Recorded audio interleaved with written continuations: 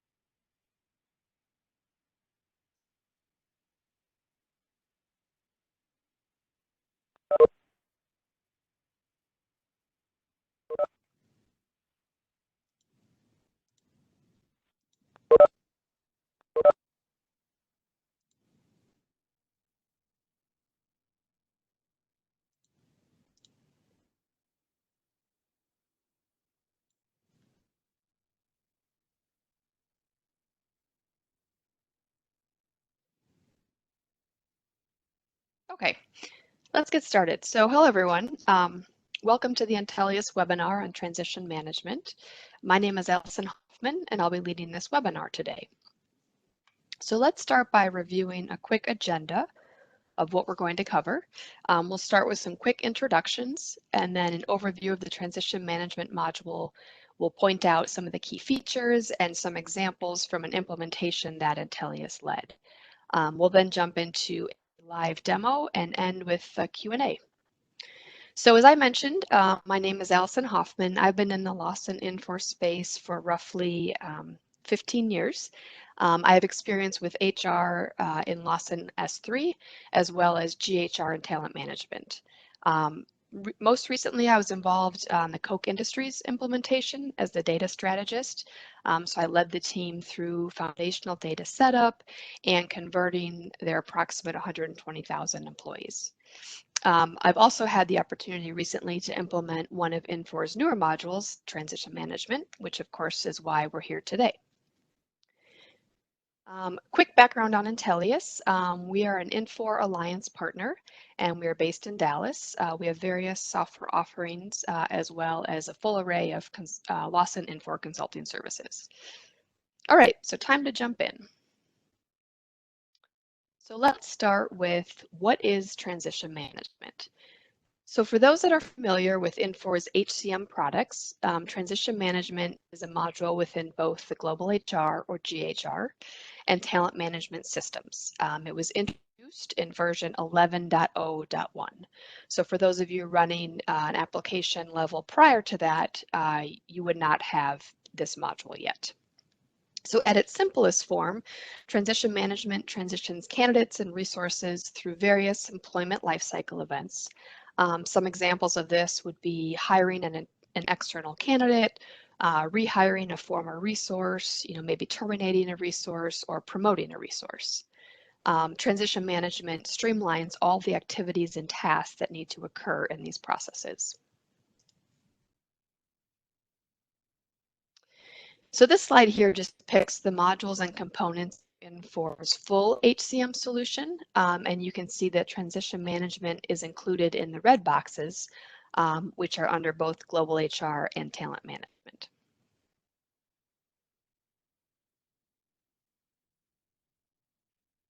Okay, so why transition management? Why should you consider this for your organization? I'm assuming if you're here today, you want to learn more about it and think through how this could benefit you. So I've listed a few reasons here, but hopefully as we progress through the presentation, more reasons will become clear to you.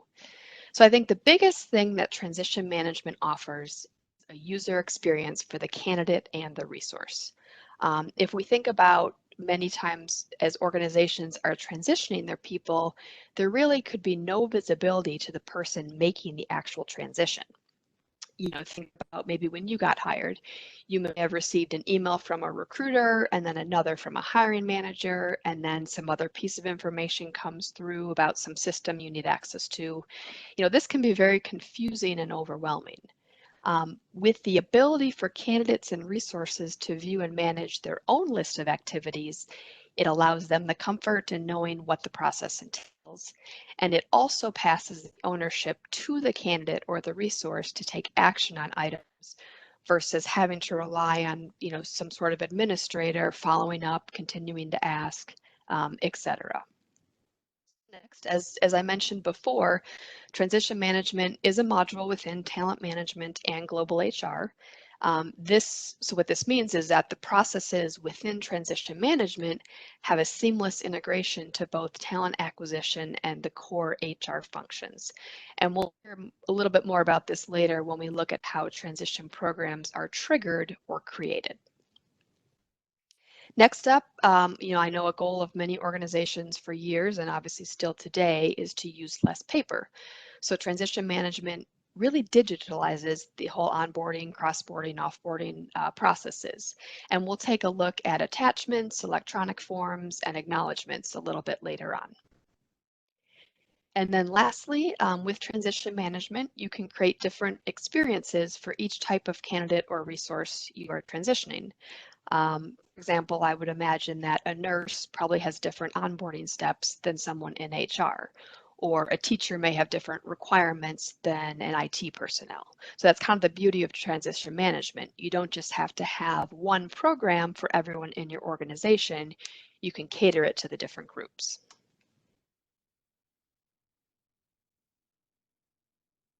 Okay, so let's take a look at who's involved when it comes to transition management. You've already heard me say multiple times the words candidates and resources, and that's because they're such a large part of this process. So starting with candidates, they're pretty much as they sound. They are external candidates who don't yet work for your organization, nor are they credentialed. So to access transition management and their task list, they would utilize an external web application. They're able to log into this web page using their candidate space credentials, so no extra credentialing is needed when you want a candidate to perform tasks before they are hired. Now, a resource, obviously someone already within the organization, they access their task list from a web application that is accessed via employee space. So they use the same credentials, same look and feel, same experience as they would navigating through employee space. Then from the organizational side, we have administrators. And I know that term, can be pretty broad, but in the case of transition management, when we say administrator, we're referring to anyone that could be assigned a task or needs to monitor the completion of a task. And last, but certainly not least, we have our hiring managers. They have the ability to view and manage the programs and tasks of their resources. Many times managers may just want the ability to view their people's tasks in progress versus actually, having tasks assigned to them. This kind of varies with each organization, but this is some of the decisions you can make up front and, configure the system to work for you. All right, so now we've looked at the players, let's kind of look at the process. So first we have pre-boarding. So this is the one process that is tied directly to candidates where the rest are tied to resources. So pre-boarding for candidates and the actual program is created when the accept offer action is completed. Now, technically, this process ends at hire, but even once a candidate is a resource, they can still access their pre-boarding program via that external facing webpage, which again would use their candidate space credentials. So some example tasks for pre-boarding might be, signing a contract or submitting a background check. Then we have onboarding. So onboarding is initiated at either hire or rehire, and this is attached to resources. Some organizations do have both pre-boarding and onboarding.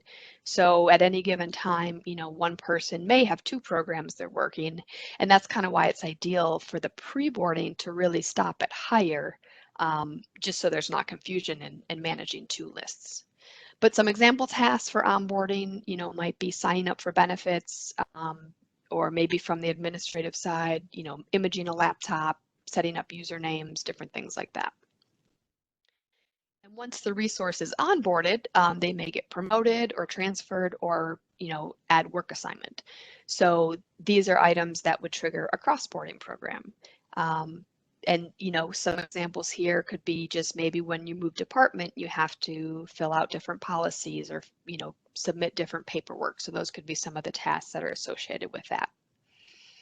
And then finally, if a resource is terminated or decides to leave your organization, they may need a list of activities to complete.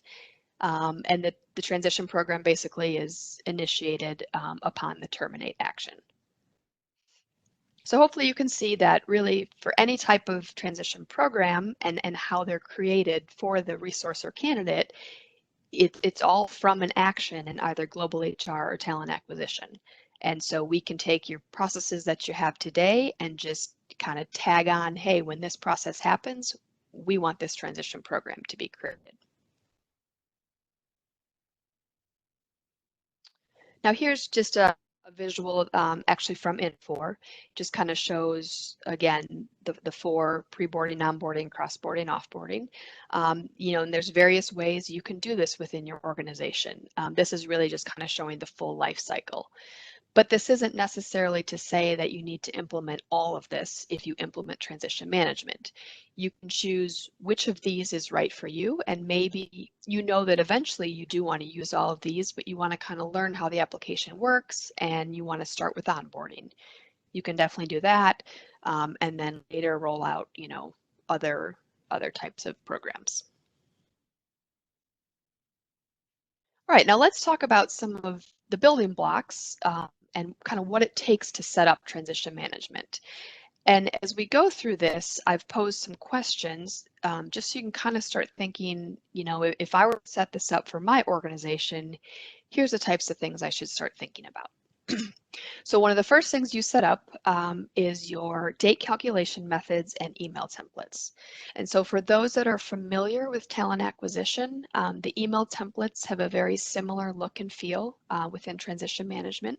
So you've got variables, you can pretty much write what you want, have variables for who it goes to, the subject, different things like that.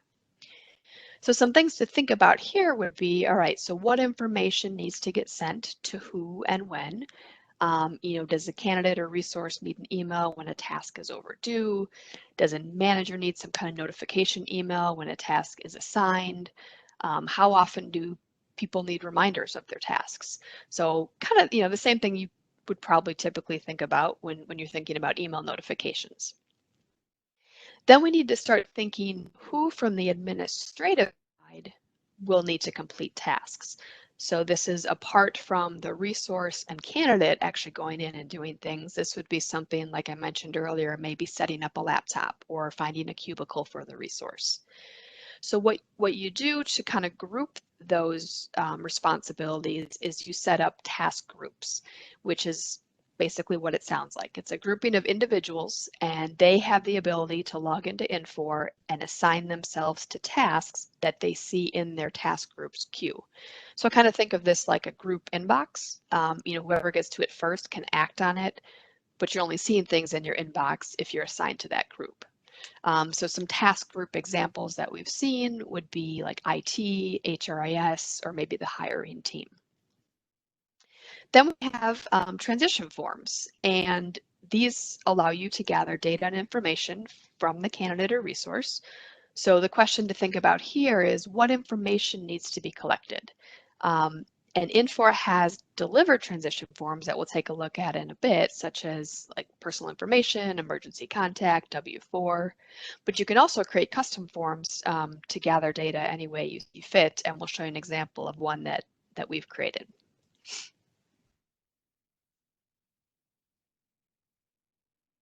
Okay, so let's move on then to transition tasks, which I like to call the real meat of the system.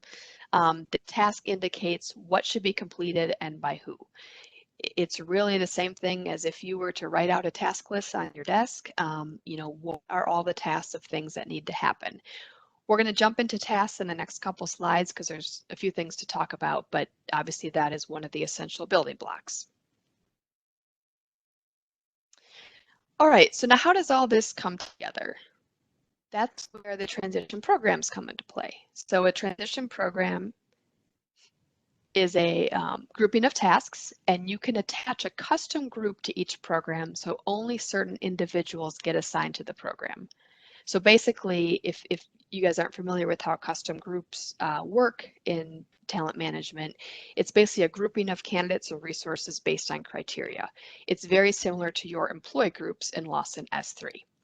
So if we take an example here, back to teachers and IT, obviously they would probably have different onboarding steps.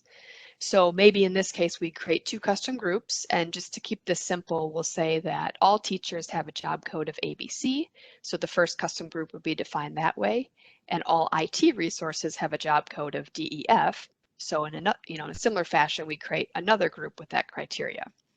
We would then attach those custom groups to the 2 programs, and when the initiating action is triggered, such as hire in this case, only resources with a job code of ABC would be assigned to the teacher program, and only resources with job code of DEF would be assigned to the IT program. So you can have multiple transition programs in your company if you've got different lists for different types of people, but only, a person should only get assigned one, based on the criteria on either their candidate or resource record. So now that we have our programs created with our tasks, how do we access these, or how do the candidates and resource access them? So this would be via, we've talked about it through the web, and it would be the first thing they would see is what's called an application start page. Now, some of you may have heard of landing pages, and you'll see that reference later when we go through the implementation example, because that's what they were at the time of implementation. But for transition management, landing pages have since been deactivated, and now we use what's called the application start page. And we'll go into more detail in a bit about how those work and what they look like. But I think the question to ask yourself when you're thinking about how to design those would be, what information needs to be provided to the candidate and resource as they work through their transition program? All right, so let's jump back to our tasks now. A few things to think about with the tasks. So, who's going to be performing the work? What type of work will they be performing? Does anything have to happen before this task can be even started? Do you need some kind of signature or acknowledgement? And, does the task need a due date? So first thing is there's basically 3 audiences that you can choose from when you create a task. It can either be administrative, or for the candidate or the resource, and it can only be one of those. So obviously, the candidate or resource tasks are assigned to the candidates and resources respectively, but they can also be viewed by the administrator. We obviously want the recruiters, the generalists, the managers to see the full task list. But an administrative task, which would be completed by someone assigned to that task group that we talked about, those can only be viewed by administrators. We don't necessarily want the resources or candidates seeing, a full list of 20 items of things that are happening behind the scenes. Another thing to think about is, what type of tasks? Is this instructional? Am I getting data from the person? Am I just trying to send an email? So the answers to these types of questions will drive that task type. And there's more than the 3 that I have listed here, but those are kind of the main ones. And then you want to think about your prerequisites. What are any prerequisites that may need to be completed before the current task can begin? So for example, you probably wouldn't want to ask a candidate to log into a system before they're credentialed for it. So perhaps in that case, you would have an administrative task to do the credentialing. And once that's done, then the candidate would, be able to go into their task and access the system. And then the task setup is also where your email templates and calculation methods that we talked about earlier are attached. So if the task has a due date, we would attach a calculation method.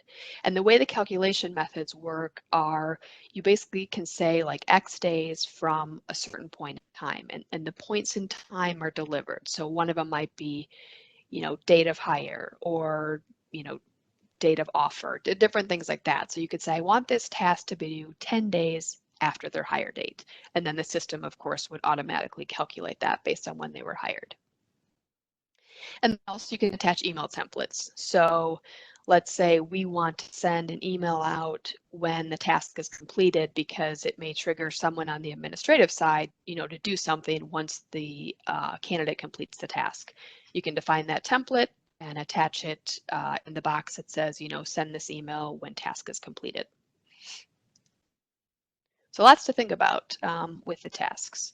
Let's now take a look, just a quick glance at kind of how you set up the tasks. And so what's on the left here is from an administrative perspective, this would be as I'm configuring the system and defining tasks.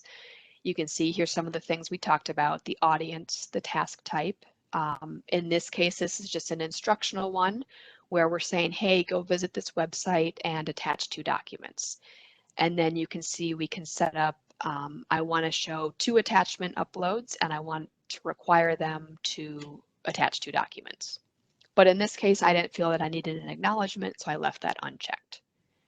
So what you see on the left from a setup perspective, on the right, you're seeing what the actual resource sees as they go through their process. They're coming to this task called upload documents. They can see that same verbiage, they can click on that link, and we'll look at this in a bit, and then they're able to upload documents.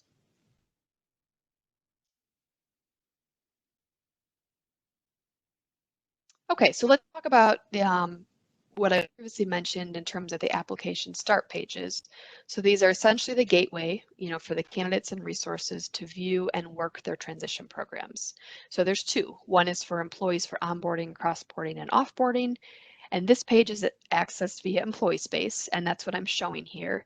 And the upper right corner, the black box is just kind of showing you that this is another web app where, if I go into employee space, I can toggle between employee and employee transition programs. And then the other application start page is for the candidates and pre-boarding. And again, this would be accessed via the external facing web server. And as they mentioned, they would use their candidate space credentials. So these start pages can be configured using configuration console, and what you see here is we've configured to put our logo, change kind of the welcome contents, but we've seen clients add multiple logos, put welcome letters, have useful links. Really designed properly, these pages can house a lot of beneficial information for the person going through the transition and give them that one-stop shop.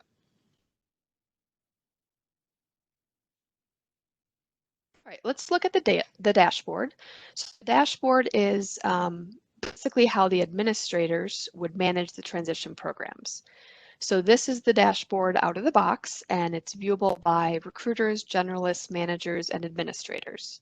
So as you can see, it's really just a quick view into all the people in each program and the status of their task completion. And we'll see in the demo, when you click on one of these names, it'll take you into more details about the status of that person's particular plan.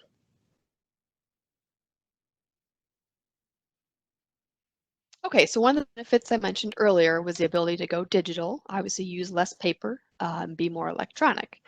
So transition management offers the ability for candidates or resources to attach their own files. These files are viewable within the person's transition program record from an administrator, and that administrator can view, delete, modify these attachments as they need. They can also upload their own attachments. Maybe there's something through, let's say, the onboarding process that we're not asking for from the resource, but we want to attach just to show that, I don't know, some piece of information.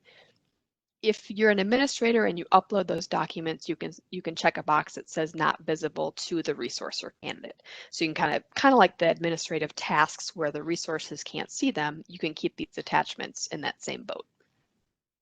Now the documents, and you'll see in the screenshot here, it obviously is showing them in the program itself, but they also flow to either the candidate or the resource themselves. So for example, on the resource, if you go to the personal information tab under attachments, you would see these same files. So this attachment functionality is great. It removes the need for all the back and forth, for emailing documents, printing them, uploading them, scanning them, whatever it might be. You can really just store, you can ask for and gather and store all these informations in Infor. All right, some more digital things. Signature boxes and or acknowledgements. So you can have a combination of these things.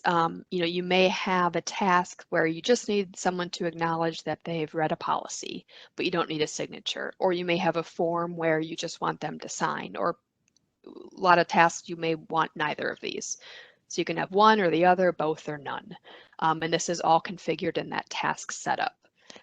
One thing to note is that acknowledgement text in this example, I have read the dress code. That is something that you get to define. And on the left here, I'm just showing you what this looks like as the resource goes through the program. And then on the right, I'm showing you, okay, after the resource has completed that task, this is what it looks like to someone that's monitoring the program. So they can quickly see that Amy signed on 3/11 and she acknowledged the dress code.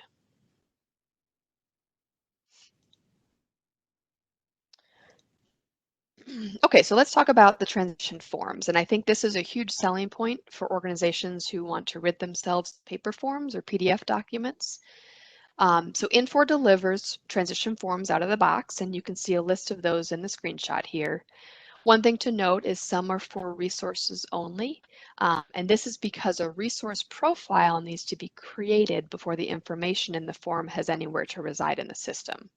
It also may, it doesn't really make sense to have a candidate fill out an emergency contact. That's just not information you need through the candidate process. So some data, as resources and candidates are going through this, some data will be pre-populated in the forms. It'll essentially pull the data from the current candidate or resource profile. And in the second bullet here with the arrows, I've kind of outlined how data flows for items like first name, for a candidate that moves through pre-boarding all the way to hire. So if you think about this, the candidate, populates the name within candidate space when they create the profile. This then becomes part of their candidate profile and talent acquisition. And then when they see the personal information form during pre-boarding, the information is there for them to review and update. They then complete that task information that updates the candidate profile, which then, possibly they hired. They see the same form again on the onboarding, and all this is then eventually flowing to the resource record. So data can potentially flow all the way from the candidate profile creation and candidate space to the resource record upon hire. And I think that's just another good example. One of the main advantages I talked about right away was with transition management, you can get the candidate and resource involved. And right here, this is a good way to show from the beginning, from creating their candidate profile all the way through hire, they have the ability to see what data is in the system, modify it as needed. If they need to change an address, if they got married and have to change their name, so they can do that, and we're not relying on an administrator to keep asking questions and sending forms.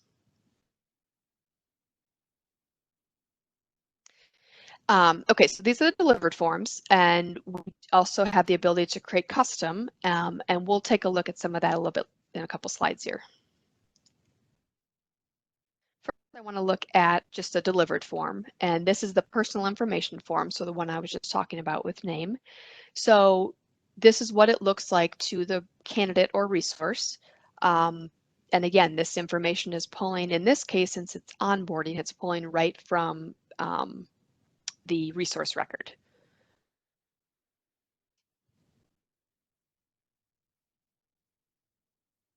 Okay, so now we'll take a look at a custom form. So you build your custom forms using Configuration Console. And when you're building the custom forms, you create user-defined fields to act as parameters which capture the input data.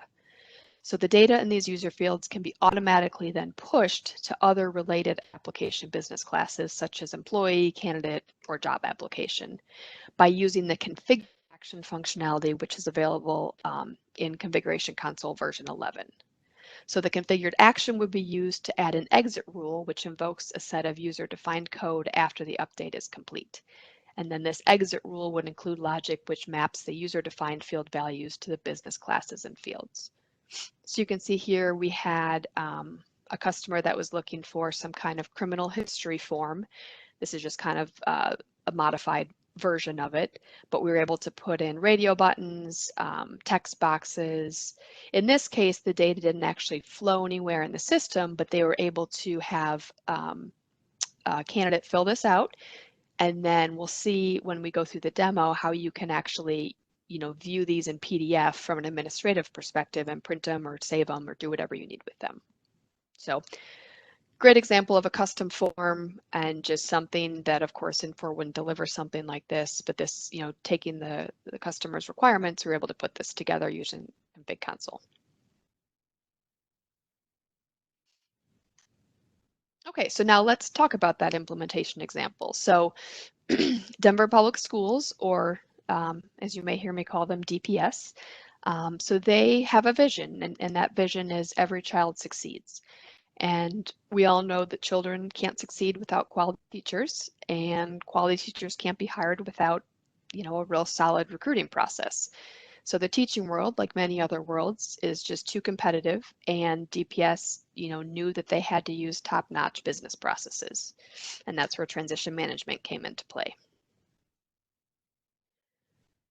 Let's take a look at some of the facts. So DPS has approximately 90,000 students across 200 schools with about 12,000 employees. Teachers make up about 4,000 of those 1,000 employees. So that's a lot of hiring to process each school year. And in recent years, they've had over 1,000 candidates come through their process each year. So one of their challenges before implementing transition management was keeping up with a number of candidates during the busy hiring season, because of course those 1,000 candidates weren't scattered throughout the year. They were heavily, coming through around the May timeframe. So, without transition management, they didn't have to-do lists or task lists that were visible to the candidates. They had them that were visible to the administrators, but then that was kind of a nightmare for the maintenance of all those candidates and all their tasks. And there was different task lists, so over 20 task lists in place for the different types of candidates. So that was one challenge. They also used an external system to house URLs, videos, and instructions. So that was just one more system that the candidate would have to be credentialed for and have to log into, and just an added complexity that we were able to get rid of with transition management. And lastly, their contracts, so their teacher and administrative contracts, their legal contracts, were emailed out to candidates, and many times, you know how that goes. You email a document, you don't hear back, or there's maybe some back and forth, some questions. That was heavy on the administrative side as well. So lots of things changed with transition management. We implemented approximately 20 transition programs, mostly for pre-boarding, but a couple for onboarding as well. Many programs were defined by different bargaining units, because they had different qualification requirements for each. So other programs, though, were defined by job codes criteria. So each program had that custom eligibility group attached to it, so that the candidate was assigned the correct program automatically based on multiple factors. And that was also something that was hard for them before, is they would have to, look at this candidate and visually, on a spreadsheet, figure out, okay, this person needs X task list because they're in this bargaining unit and this job code. Well, with the eligibility groups, they were able to automate that. So they knew that as soon as they, hit hire on somebody or hit accept offer, that person would be assigned the correct program. So through this, Intellius also created multiple custom forms. We were able to digitalize that legal teacher contract, and that was displaying information that was stored in Infor, such as the work schedule for the teacher. We also created an employment history form that allowed for them to enter up to 10 previous employers. And this was really helpful because that form allowed the HR hiring team to set salaries appropriately. So, we are able to, in these custom forms, radio buttons, conditional input data fields, displaying information from Infor, etc. And then, of course, they had, and this is where I'm referencing landing pages, because this is what they were called then, and we'll take a look at the 2 landing pages they created. So, at time of implementation, DPS planned to expand their use of transition management. They knew they wanted more onboarding programs. They just really wanted to start with mostly these candidate pre-boarding programs. So that kind of goes back to what I talked about earlier. You certainly don't have to, do this all in one bite. You can start with what you need to get ready now, and then and even it's kind of fun, because as we went through the implementation, we heard them, as they started to learn more about it, say, oh, we could use transition management for this or this or this. So I think as you start to get into the product, you'll realize other use cases for it as well. Okay, so these might be a little bit small, but these are their 2 landing pages. The one on the left was for their external candidates. So you see it has a welcome banner. They wanted a welcome letter from the superintendent. They've got a video there on the right that kind of shows what the new hire process is. And then they also have some useful links. And then the landing page on the right is for someone that's changing positions or onboarding. So this one just has some instructions and some helpful links. And you can see both of them have at the bottom the My Programs, and we'll see that in a minute too with the new application start pages. That's basically how the candidate or resource accesses their transition list. Okay, so let's jump into a live demo now. We're going to take a look at kind of some of the administrator experience in terms of looking at that dashboard and drilling in and seeing how you can see task statuses and different things. And then also the resource experience. We're going to log in as a resource who recently got hired, and we'll see how she would view her transition list. Okay, so let's start over here.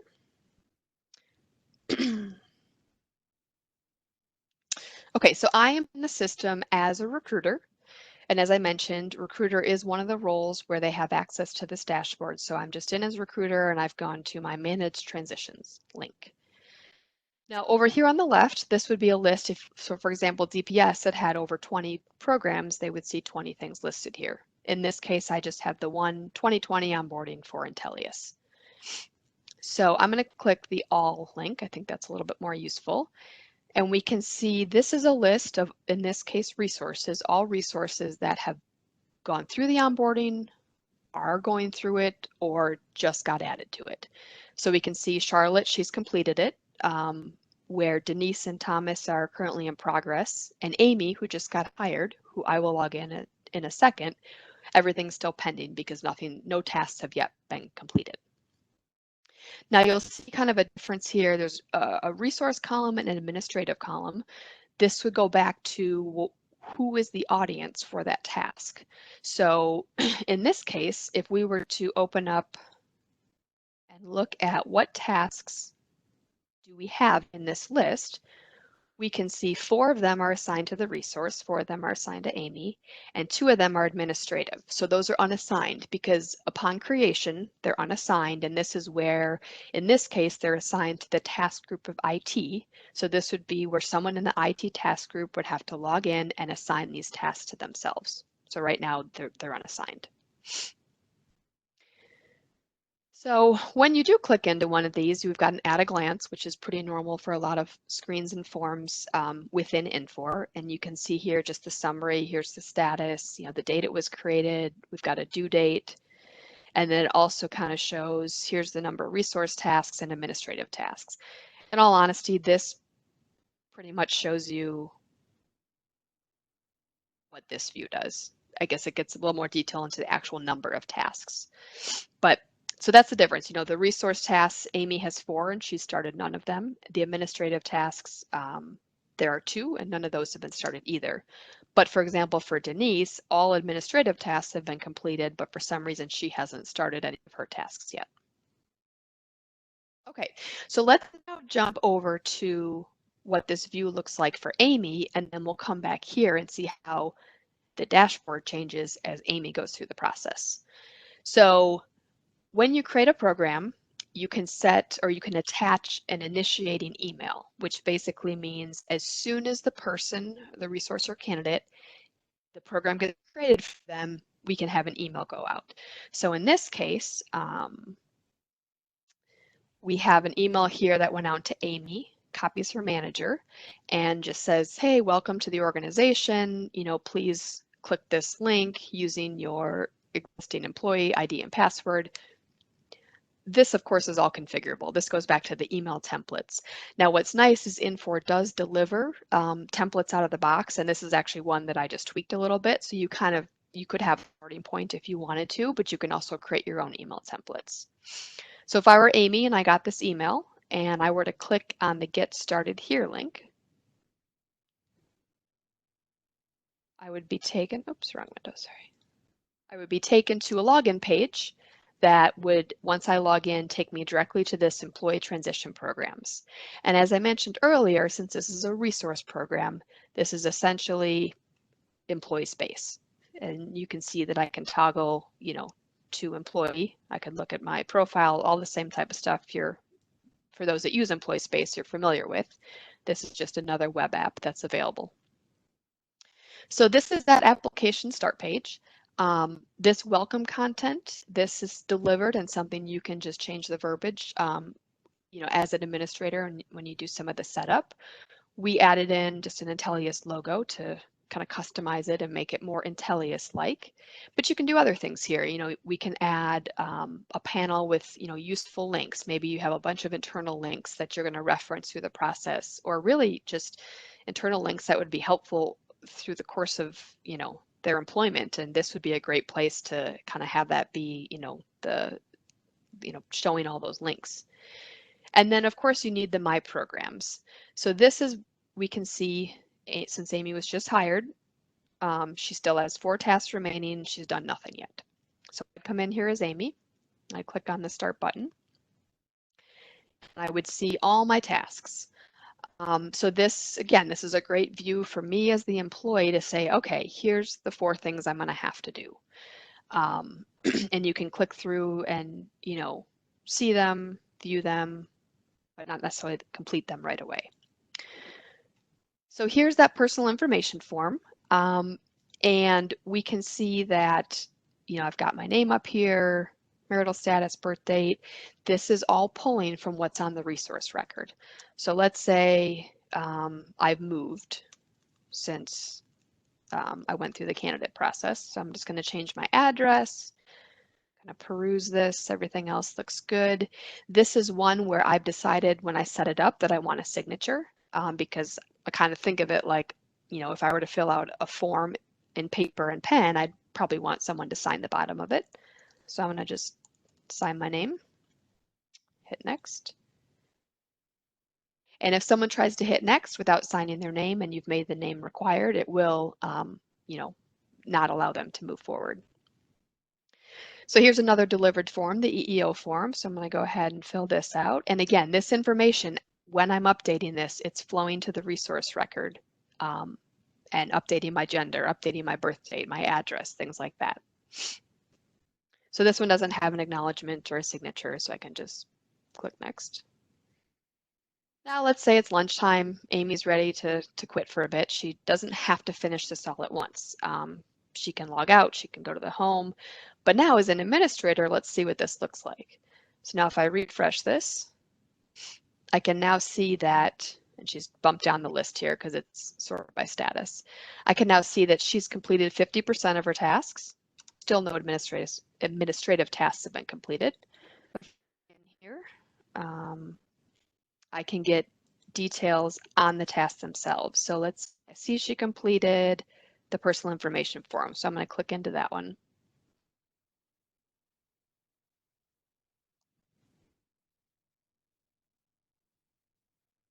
And I can come to this tab and I can see what, what her completed form looked like. She signed it, the date she signed it. If for some reason I wanted to open that in PDF, I can click the print button and it gives you a nicely formatted PDF. It's from the administrative perspective. I can also, I mentioned that an email got sent out to her. So the correspondence, this will show any email that gets sent, whether it's when the program's created, maybe there's emails that go out when tasks are overdue, but this is where you'd come and see, okay, here's all the different correspondence that has happened. You can also directly from here create an email. Maybe you have a one-off reason why you want to do it this way instead of just, opening up Outlook. You want to actually have some email come from the system and be tracked here, so you can do that as well. Okay, so now Amy's back from lunch and she's going to finish her tasks.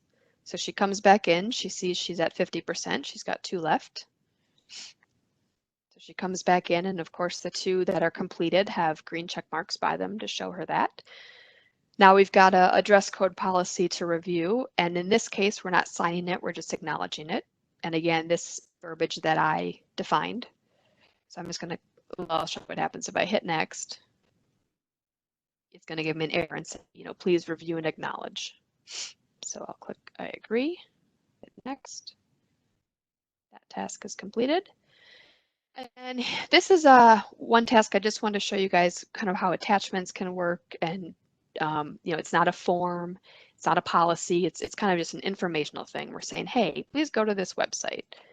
Okay, so if I click the website, it'll just take us to intellius.net. Of course, this is very bare bones. You'd probably have more verbiage than this, but this gives you an idea. You can also put images in here, but I want someone to go to that website and also attach 2 documents. So this lets you easily just, of course, an empty file. Let's just put this one instead.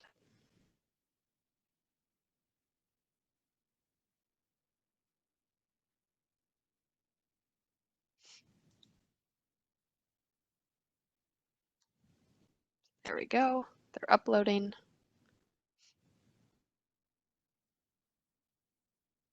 Might have been kind of big. There we go. And then as soon as you're done, there's a custom message. This is just what's delivered. Thank you for completing your program. But this is something that you'll define when you set up the program. What is that final thank you message going to say? So now if Amy were to go home, she would see that she's 100% complete. And if I were to go in as the administrator, I can see all of her tasks are complete. I can go to the documents, show up places here. The task itself that she uploaded to, because it was an upload documents task, the 2 files, but also it stores the documents at the actual program level, which I think is nice because then you don't have to hunt and peck through all the different tasks. And again, if we just go back to the dashboard, we can now see that Amy is 100% complete with her tasks. Okay.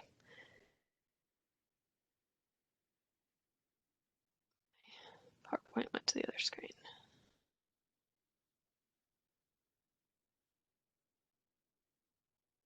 Okay, so that kind of finalizes what I wanted to talk about today. So just to summarize, transition management introduced in GHR and Talent Management version 11.01, and it really creates the ability for not only the administrators but for the candidates or resources to be involved in their own transition program.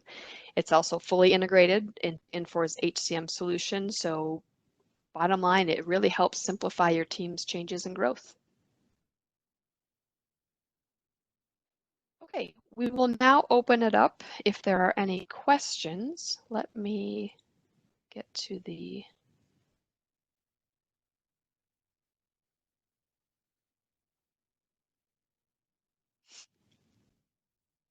so feel free to either type your questions in, and I already see a couple out here. So yes, we will be sending the recording out with a link to view this again. So you'll be getting that. And the next question was, are you able to revert a task to incomplete if the candidate resource needs to edit their response? So actually the candidate and resource can do that themselves. I should have showed you that. When they're in there, there's a button at the top that says reopen. So I could complete a form and then I say, oops, I forgot to add my apartment number. I could reopen the form, add in my apartment number, and then complete it.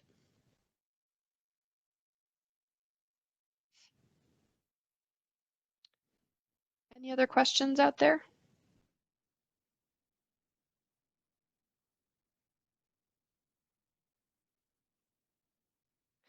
Another great question. Do the attachments added during the task get automatically added to the resource profile? Yes, they do. The attachments flow to both the candidate profile if it's a pre-boarding or to the resource profile if it's onboarding, offboarding, or cross-boarding.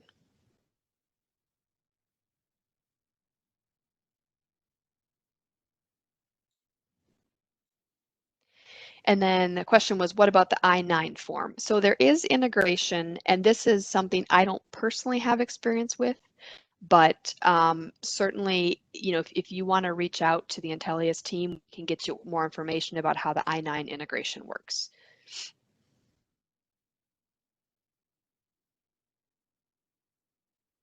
Questions. And if any questions, pop up, my email address is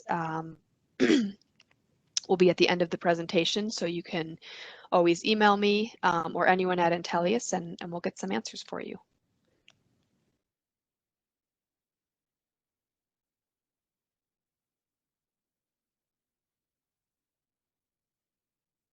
Okay, well, if there's no other questions, right, thank you everyone for your time, and have a great day.